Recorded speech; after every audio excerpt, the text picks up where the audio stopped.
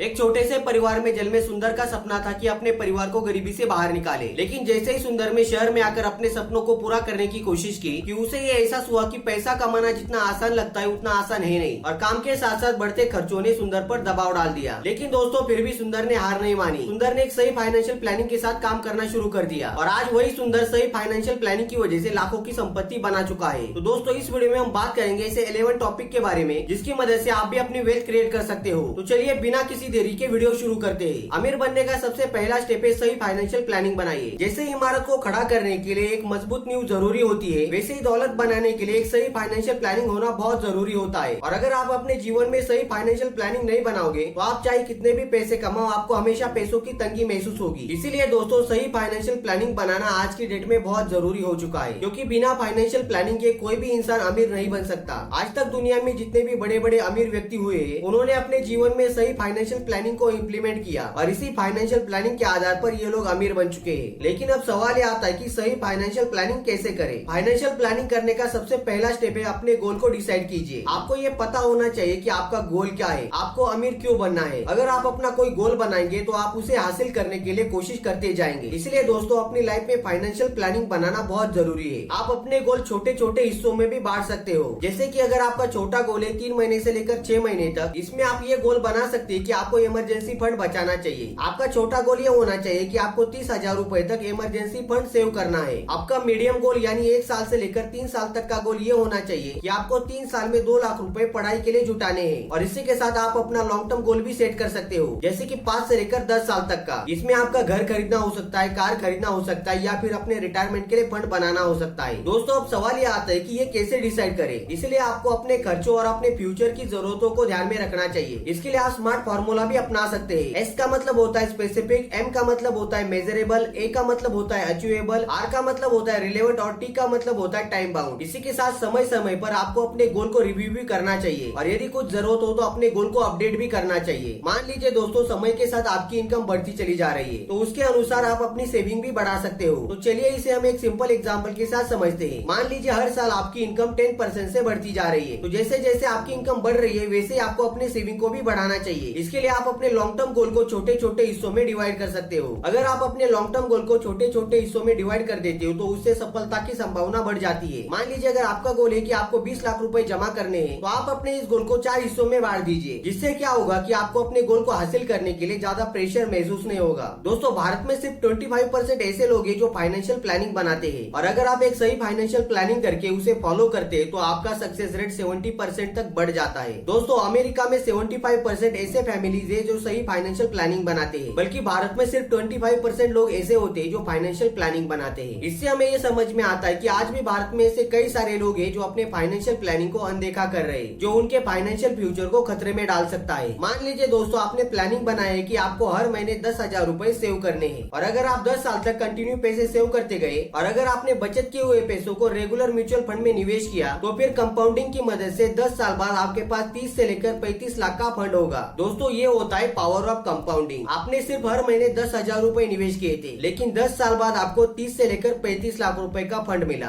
और दोस्तों ये सब हो पाया सही फाइनेंशियल प्लानिंग के कारण। आपको अपनी वेल्थ क्रिएट करने के लिए दूसरा स्टेप उठाना चाहिए कि आपको एक इमरजेंसी फंड बनाना है। इमरजेंसी फंड का मतलब होता है किसी इमरजेंसी के टाइम आप उस फंड का इस्तेमाल कर सकते हो। इससे यह होगा कि जब भी हमारे लाइफ में कोई इमरजेंसी की सिचुएशन आती है तब हम पर कोई फाइनेंशियल बर्डन ना आए, इसलिए इमरजेंसी फंड बनाना बहुत जरूरी होता है। अब समझते हैं इमरजेंसी फंड कैसे बनाए। मान लीजिए आपका 1 महीने का खर्चा 10,000 रूपए है, तो आपके पास मिनिमम 6 महीने का यानी 60,000 रूपए का इमरजेंसी फंड होना बहुत जरूरी है। और इसी के साथ आपको अपने फंड को किसी सुरक्षित जगहों पर निवेश करना चाहिए। मतलब आपको अपने इमरजेंसी फंड को ऐसे जगह पर रखना चाहिए जहाँ से आप उसे तुरंत निकाल सके। इसके लिए आप इसे सेविंग अकाउंट में रख सकते हैं, या फिर एफडी कर सकते हैं, या फिर किसी लिक्विड म्यूचुअल फंड में निवेश कर सकते हैं। दोस्तों भारत में 45% ऐसे लोग हैं जो इमरजेंसी फंड के बिना जीवन जी रहे हैं, और इसी के साथ 60% इंडियन फैमिलीज के पास एक 1 महीने से कम का इमरजेंसी फंड है। इसी के साथ दोस्तों आपको मेडिकल इंश्योरेंस लेना भी बहुत जरूरी है। एक अच्छा मेडिकल इंश्योरेंस होने से आपकी इमरजेंसी फंड का सही उपयोग किया जा सकता है। इससे क्या होगा कि आपके जो छोटे मेडिकल खर्चे वो इंश्योरेंस से कवर हो जाएंगे, ताकि इसकी वजह से आपके इमरजेंसी फंड और आपके फाइनेंशियल कंडीशन पर दबाव ना पड़े। वेल्थ क्रिएट करने का तीसरा स्टेप है साइड इनकम शुरू कीजिए। दोस्तों आज की डेट में हर व्यक्ति के पास एक से ज्यादा इनकम सोर्स होना बहुत जरूरी हो चुका है। एक ही इनकम सोर्स पर डिपेंड रहना ज्यादा रिस्की हो जाता है। इसलिए अगर आप एक साइड इनकम शुरू करते हो तो उससे आपकी फाइनेंशियल कंडीशन स्ट्रांग हो सकती है। लेकिन अब आपके मन में सवाल आया होगा कि साइड इनकम कैसे शुरू करें। तो इसके लिए आप ऑनलाइन ट्यूशन ले सकते हैं। यदि आपको किसी सब्जेक्ट में अच्छा नॉलेज है तो आप स्टूडेंट को ऑनलाइन ट्यूशन दे सकते हैं। दूसरा है ब्लॉगिंग शुरू कर सकते हैं। यदि आपको लिखना अच्छा लगता है तो आप ब्लॉगिंग से भी पैसे कमा सकते हो। साइड इनकम शुरू करने का तीसरा स्टेप है यूट्यूब चैनल। अगर आप कॉन्फिडेंस के साथ कैमरे के सामने बोल सकते हैं तो आप आज की डेट में यूट्यूब से भी अच्छा पैसा कमा सकते हो। साइड इनकम शुरू करने का फोर्थ स्टेप है फ्रीलांसिंग। अगर आपके पास कोई स्किल है जैसे कि वेब डेवलपमेंट, कंटेंट राइटिंग या फिर ग्राफिक्स डिजाइन, इसका इस्तेमाल करके भी आप फ्रीलांसिंग कर सकते हो। और इसी के साथ मार्केट में ऐसे कई सारे प्लेटफॉर्म है जहाँ पर आप फ्रीलांसिंग के काम कर सकते हो, जैसे कि फीवर और अपवर्क। साइड इनकम शुरू करने का फिफ्थ पॉइंट है कोर्स सेलिंग। अगर आपको किसी सब्जेक्ट में डीप नॉलेज है तो आप उस सब्जेक्ट के कोर्सेज क्रिएट कर उसे यूडेमी के माध्यम से सेल कर सकते हो। दोस्तों भारत में 30% से भी ज्यादा ऐसे लोग हैं जो साइड इनकम से कुछ एक्स्ट्रा पैसे कमाते हैं। साइड इनकम को बढ़ाने के लिए आपको अपने नेटवर्किंग का फायदा उठाना चाहिए। वेल्थ क्रिएट करने का फोर्थ स्टेप है रिटायरमेंट के लिए प्लानिंग बनाइए। दोस्तों आपको अपने रिटायरमेंट के लिए सेविंग करना बहुत जरूरी है। आज की डेट में रिटायरमेंट के बाद फाइनेंशियल स्टेबिलिटी बनाए रखना बहुत जरूरी हो चुका है। जितना जल्दी आप रिटायरमेंट के लिए सेविंग और इन्वेस्टिंग शुरू करेंगे उतना ही बड़ा आप अपने रिटायरमेंट के लिए फंड बना सकते हो। जिससे क्या होगा कि रिटायरमेंट के बाद जब आपकी इनकम बंद हो जाएगी तब आप अपने सारे फाइनेंशियल नीड्स को कंप्लीट कर सको। लेकिन अब सवाल यह आता है कि रिटायरमेंट फंड के लिए कहाँ इन्वेस्ट करना चाहिए। मार्केट में ऐसे कई सारे फंड है जिसमें निवेश करके आप रिटायरमेंट के लिए एक अच्छा फंड बना सकते हो, जैसे कि ईपीएफ, यूपीएफ और एनपीएस में आप निवेश कर सकते हो। ये जो पेंशन स्कीम है वो आपको लॉन्ग टर्म में गारंटी के साथ अच्छे रिटर्न दे सकती है। दोस्तों भारत में 35% से भी ज्यादा ऐसे लोग हैं जो अपने रिटायरमेंट की प्लानिंग नहीं बनाते, लेकिन ऐसा करने से उन्हें भविष्य में फाइनेंशियल प्रॉब्लम का सामना करना पड़ सकता है। वेल्थ क्रिएट करने के लिए फिफ्थ स्टेप है अपने स्किल पर इन्वेस्टमेंट कीजिए। दोस्तों हर व्यक्ति की स्किल ही होती है जो उसके कमाई का एक जरिया बन जाती है। आज के समय में सिर्फ एक डिग्री होना ही पर्याप्त नहीं है। अगर आप अपनी स्किल को कंटिन्यूअसली अपग्रेड करते हैं तो आपको एक अच्छे पैकेज के साथ जॉब मिलने के चांसेस बहुत ज्यादा बढ़ जाते हैं। और इसीलिए दोस्तों अपने स्किल पर काम करना बहुत जरूरी है। लेकिन अब सवाल ये आता है कि अपने स्किल को कैसे इम्प्रूव करें। इसके लिए आप ऑनलाइन कोर्सेज कर सकते हैं। मार्केट में स्किल इम्प्रूव करने के लिए ऐसे कई सारे प्लेटफॉर्म है, जैसे कि कोर्सेरा, यूडेमी और लिंक्डइन। मान लीजिए दोस्तों आप एक IT प्रोफेशनल है तो आप पाइथन या डेटा साइंस जैसे ऑनलाइन कोर्सेज कर सकते हो, जिससे आपको एक हाई पेइंग जॉब मिलने के चांसेस बढ़ जाते हैं। इसी के साथ दोस्तों आप नई लैंग्वेज को सीखिए। एक नई लैंग्वेज को सीखने से आपके करियर में अपॉर्चुनिटीज बढ़ती चली जाती है और बल्कि इसकी मदद से आप फॉरेन में भी जॉब कर सकते हो। दोस्तों भारत में 72% ऐसे लोग होते हैं जो अपने स्किल को अपडेट करने के लिए ऑनलाइन कोर्सेज का सहारा लेते हैं। इससे हमें ये पता चलता है कि लोग अपने स्किल को इम्प्रूव करने के लिए बहुत अच्छी कोशिश कर रहे हैं। और ये भी आपके लिए एक अपॉर्चुनिटी है जहाँ आप अपने स्किल को इम्प्रूव करके अपनी कमाई को बढ़ा सकते हो। आज की डेट में कंपनीज को सिर्फ टेक्निकल स्किल वाले लोग ही नहीं चाहिए, बल्कि उन्हें मल्टीटास्किंग स्किल वाले लोग चाहिए। तो चलिए इसे एक सिंपल एग्जांपल के साथ समझते हैं। अगर कोई डेटा साइंटिस्ट बिजनेस को सही तरीके से समझता है तो उससे और भी ज्यादा एट्रैक्टिव जॉब ऑफर्स मिल सकते हैं। अगर आप अपने समय और अपने पैसों को सही तरीके से इन्वेस्ट करते हैं तो दोस्तों इससे एक आपको अच्छी जॉब मिल सकती है। इसी के साथ आपको अपने नेटवर्क को मजबूत रखना बहुत जरूरी होता है। वेल्थ क्रिएट करने का 6 स्टेप है अपने खर्चों पर काबू रखिए। कमाने से ज्यादा इम्पोर्टेंट होता है कि अपने खर्चों पर कंट्रोल रख पाना। दोस्तों आप चाहे जितना भी कमा लो, अगर आप अपने खर्चों को नियंत्रित नहीं रखते तो आप कभी भी सही तरीके से अपनी संपत्ति नहीं बना सकते। अगर आप अपने खर्चों को सही तरीके से मैनेज करना सीख गए तो इसकी मदद से आपकी बचत भी ज्यादा होगी और आप पैसे भी ज्यादा इन्वेस्ट कर पाओगे। लेकिन अब सवाल ये आता है कि अपने खर्चों पर कंट्रोल कैसे रखें। तो खर्चों पर कंट्रोल रखने के लिए सबसे पहला पॉइंट है बजट बनाइए। हर महीने के खर्चों को ट्रैक कीजिए और अननेसेसरी खर्चों को कम करने के लिए एक बजट बनाइए। बजट बनाने से आपको ये पता चलेगा कि आपका पैसा कहाँ इन्वेस्ट हो रहा है और इसी के साथ आपको ये भी पता चलेगा कि आप अपनी बचत कहाँ कर सकते हो। खर्चों पर कंट्रोल रखने के लिए दूसरा स्टेप है स्मार्ट शॉपिंग करें। इसके लिए आपको ऑनलाइन डिस्काउंट और सेल्स का फायदा उठाना चाहिए। महंगे ब्रांड्स के बजाय आपको सस्ते और टिकाऊ ऑप्शन का सिलेक्शन करना चाहिए। Amazon, फ्लिपकार्ट, बिग बास्केट जैसी साइट्स पर फेस्टिव सेल्स होती रहती है, जहाँ पर आपको अच्छे डिस्काउंट देखने को मिलते हैं। इसके लिए आप इलेक्ट्रॉनिक सामान और घरेलू सामान खरीदने के लिए रिव्यूज भी पढ़ सकते हो, ताकि आप सही प्रोडक्ट पर ही पैसे खर्च कर सके। खर्चों पर कंट्रोल रखने का थर्ड स्टेप है अननेसेसरी खर्चों को कम कीजिए। दोस्तों आपको उन चीजों पर खर्च नहीं करना चाहिए जिसकी आपको जरूरत नहीं है। अगर आप अननेसेसरी खर्चे नहीं करेंगे तो आप अपने खर्चों पर कंट्रोल रख सकते हो। दोस्तों भारत में 50% ऐसे लोग हैं जो अपने मंथली खर्चों को सही तरीके से ट्रैक नहीं करते और ऐसा करना फाइनेंशियल ट्रबल का कारण बन सकता है। इसलिए दोस्तों अपने खर्चों को ट्रैक करना और एक सही बजट बनाना बहुत जरूरी है। इसी के साथ दोस्तों भारत में 70% ऐसे लोग हैं जो अपनी मंथली इनकम का 20% पार्ट सेव नहीं कर पाते और अपनी इनकम में से 20% अमाउंट सेव न कर पाना एक बहुत बड़ी गंभीर समस्या है। अगर आप अपनी कमाई का एक हिस्सा बचत के लिए अलग नहीं रखते तो भविष्य में आपको फाइनेंशियल प्रॉब्लम का सामना करना पड़ सकता है। इसलिए दोस्तों खर्चों पर काबू पाने से आप अपनी बचत को सही डायरेक्शन में बढ़ा सकते हो और इस स्ट्रैटेजी को अपनाने से आपकी फाइनेंशियल कंडीशन स्ट्रांग हो सकती है। वेल्थ क्रिएट करने का 7 स्टेप है कॉन्फिडेंस पर ध्यान दीजिए। दोस्तों आपका कॉन्फिडेंस ही आपकी असली संपत्ति है। सक्सेस का मतलब सिर्फ ये नहीं होता कि आप बहुत ज्यादा पैसे कमाएं, बल्कि सक्सेस का मतलब ये होता है कि आप कोई अपने पसंदीदा काम करो जिससे आपका कॉन्फिडेंस बढ़ सके। लेकिन अब ये सवाल आता है कि अपने कॉन्फिडेंस को कैसे बढ़ाएं। इसके लिए दोस्तों आप किताबें पढ़ सकते हो, मेडिटेशन कर सकते हो। अगर आप अपने जीवन में मानसिक शांति बनाए रखते हो तो इससे आप अपने जीवन में सही डिसीजन ले सकते हो और अपने जीवन में सही डिसीजन लेना वही उस व्यक्ति की संपत्ति होती है। दोस्तों दुनिया में 90% सक्सेस एटीट्यूड और कॉन्फिडेंस पर आधारित होती है। वेल्थ क्रिएट करने का 8वां स्टेप है लॉन्ग टर्म के लिए निवेश कीजिए। आज का आपका निवेश भविष्य में आपकी बड़ी संपत्ति बना सकता है। इसीलिए दोस्तों आपको लॉन्ग टर्म इन्वेस्टमेंट के बारे में सोचना बहुत इंपॉर्टेंट है, क्योंकि ये आपको फ्यूचर में फाइनेंशियल सिक्योरिटी दे सकता है। शॉर्ट टर्म इन्वेस्टमेंट में रिस्क ज्यादा होता है क्योंकि यहाँ पर चढ़ाव उतार ज्यादा होते हैं, लेकिन अगर आप लॉन्ग टर्म के लिए निवेश करते हो तो आप अपने पैसों को सही तरीके से बढ़ा सकते हो। लेकिन अब सवाल ये आता है कि अपने पैसों को लॉन्ग टर्म के लिए कहाँ निवेश करना चाहिए। अगर आप लॉन्ग टर्म इन्वेस्टमेंट के बारे में सोच रहे हो तो आप स्टॉक, म्यूचुअल फंड या ETF में निवेश कर सकते हैं। इससे आपको फ्यूचर में अच्छे रिटर्न देखने को मिल सकते हैं। लॉन्ग टर्म के लिए इन्वेस्टमेंट करने का दूसरा एसेट है रियल इस्टेट। रियल इस्टेट एक लॉन्ग टर्म का इन्वेस्टमेंट होता है जो समय के साथ आपकी इन्वेस्टेड अमाउंट को बड़ा करता है। अगर आप घर, फ्लैट या जमीन खरीदते हो तो भविष्य में ये आपको अच्छे रिटर्न दे सकता है। दोस्तों पिछले 10 साल में निफ्टी 50 ने एवरेज 12% का CAGR दिया है। तो इससे हमें ये पता चलता है कि अगर हम लॉन्ग टर्म के लिए स्टॉक मार्केट में निवेश करते हैं तो यहाँ पर हमें अच्छे रिटर्न देखने को मिल सकते हैं। दोस्तों अमेरिका में लोग अपनी इन्वेस्टेड अमाउंट का 60% पार्ट लॉन्ग टर्म के लिए होल्ड करते हैं, जबकि वो लोग शॉर्ट टर्म के लिए 40% अमाउंट ही इन्वेस्ट करते हैं। इससे हमें ये पता चलता है कि अमेरिका जैसे डेवलप कंट्रीज में भी लोग लॉन्ग टर्म के लिए निवेश करते हैं। वेल्थ क्रिएट करने का 9 स्टेप है पेशेंस। दोस्तों सफलता रातों रात नहीं मिलती, क्योंकि पेशेंस रखना बहुत जरूरी है, क्योंकि वेल्थ तो लॉन्ग टर्म में ही क्रिएट होती है। लेकिन अब सवाल ये आता है कि इसके लिए क्या करें। तो इसके लिए आप अपने गोल डिसाइड कीजिए और उस पर फोकस कीजिए और आपको पेशेंस के साथ कंटिन्यूअसली काम करते रहना भी बहुत जरूरी है। आप अपनी मेहनत और समझदारी के साथ अपने लिए एक अच्छी वेल्थ क्रिएट कर सकते हो, लेकिन ध्यान रहे दोस्तों इस प्रोसेस को टाइम लगता है, इसलिए आप में पेशेंस होना बहुत जरूरी है। वेल्थ क्रिएट करने का 10 स्टेप है अपने रिस्क को समझिए। दोस्तों हर इन्वेस्टमेंट में रिस्क होता है, लेकिन समझदारी से रिस्क उठाने से आपको अच्छे रिटर्न मिल सकते हैं। पैसे बनाने के लिए सबसे इम्पोर्टेंट पार्ट ये होता है कि आप कैसे और कितने रिस्क का सामना कर रहे हो, क्योंकि सही रिस्क लेने से आपको शानदार रिटर्न मिल सकते हैं, क्योंकि बिना सोचे समझे रिस्क लेने से आपको नुकसान भी हो सकता है। लेकिन अब सवाल ये आता है कि अपने रिस्क को कैसे कम करें। रिस्क को कम करने का सबसे पहला पॉइंट है डाइवर्सिफिकेशन। आप अपना इन्वेस्टमेंट का पोर्टफोलियो अलग अलग सेक्टर में बांट दीजिए, जैसे कि share market, real estate, gold और म्यूचुअल फंड। इसी के साथ आपको जितनी जानकारी है उतनी ही रिस्क लेनी चाहिए। किसी भी जगह पर पैसे लगाने से पहले आपको वहाँ की पूरी जानकारी होना बहुत जरूरी है। अगर आपको किसी एसेट के बारे में पता नहीं है कि यहाँ पर पैसा लगाने से आपको प्रॉफिट होगा या फिर लॉस होगा, तो इस केस में आपको वहाँ पैसे लगाने से बचना चाहिए। दोस्तों दुनिया में से 70% लोग हैं जो एक ही जगह पर सारा पैसा लगाते हैं। इससे उन्हें लॉन्ग टर्म में प्रॉब्लम हो सकती है, क्योंकि एक ही जगह पर सारा पैसा लगाना बहुत ज्यादा रिस्की होता है। वेल्थ क्रिएट करने का 11 स्टेप है टाइम का सही इस्तेमाल कीजिए। दोस्तों हम सबकी लाइफ में टाइम बहुत इंपॉर्टेंट होता है, जिसे सही तरीके से इस्तेमाल करना बहुत ज्यादा इंपॉर्टेंट होता है। किसी भी व्यक्ति के सफलता के पीछे टाइम मैनेजमेंट का बहुत बड़ा रोल होता है। अगर कोई इंसान अपने टाइम को सही तरीके से मैनेज करता है तो वो इंसान किसी भी व्यक्ति से आगे निकल सकता है। लेकिन अब ये सवाल आता है दोस्तों कि टाइम को कैसे मैनेज करें। टाइम को मैनेज करने के लिए सबसे पहला तरीका है प्रायोरिटी डिसाइड कीजिए। अपने समय को बचाने के लिए आपको सबसे पहले जरूरी कामों को प्रायोरिटी देनी चाहिए। इसके लिए आप अपनी डेली प्लानिंग भी बना सकते हो। आप अपने डेली कामों की एक टू डू लिस्ट बनाइए और उसी हिसाब से दिन की शुरुआत कीजिए। दोस्तों दुनिया में सिर्फ 3% ऐसे लोग हैं जो अपने टाइम का सही इस्तेमाल करते हैं, जबकि बाकी 97% ऐसे लोग होते हैं जो अननेसेसरी कामों में अपना टाइम बर्बाद करते हैं। तो इसलिए दोस्तों आपको अपने टाइम का सही इस्तेमाल करना बहुत जरूरी है। आई होप दोस्तों आपको इन्फॉर्मेशन पसंद आई होगी। अगर आपके मन में कोई डाउट है तो हमें कमेंट सेक्शन में जरूर पूछिए, और अगर आपको इन्फॉर्मेशन पसंद आए तो वीडियो को लाइक कर हमारे चैनल को सब्सक्राइब कर लीजिए। तो चलिए मिलते हैं नई किसी इन्फॉर्मेटिव वीडियो में, तब तक के लिए जय हिंद, वंदे मातरम।